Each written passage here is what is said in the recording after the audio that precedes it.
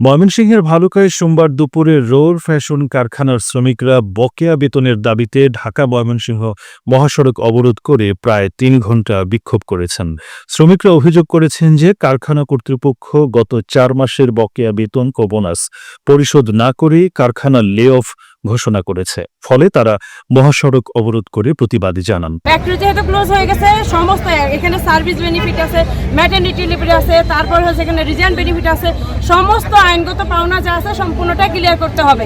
আমরা এই যে আজকে 5 মাস যাবত শ্রমিকরা তাদের বাসা বাড়ির টাকা ঘর ভাড়া দিতে পারতেছে না, তাদের ছেলে মেয়েদের স্কুলের বেতন দিতে পারতেছে না, বাবা মার ওষুধ কিনতে পারতেছে না, এই মতো ঘর থেকে অনেককে বের করে দিছে। তাহলে এই দায়ভারটা কে নেবে? তাহলে আইনগত ব্যবস্থা নেই, কোম্পানির মেশিন বিক্রি করে হলেও আমাদেরকে টাকা দিবে নিলামে উড়াইয়া। এখন পর্যন্ত 11 তারিখ পর্যন্ত এডিএম ম্যাডাম, ইউনুস স্যার বা বিভিন্ন প্রশাসনের সাথে যোগাযোগ করতে চেষ্টা করছি, তারা কিছুই জানে না।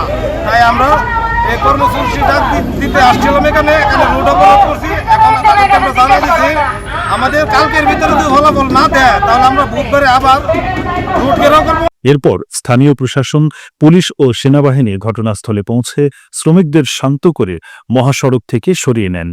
৩ ঘণ্টা পর যান চলাচল স্বাভাবিক হলেও এ সময় মহাসড়কের উভয় পাশে দীর্ঘ যানজট সৃষ্টি হয়।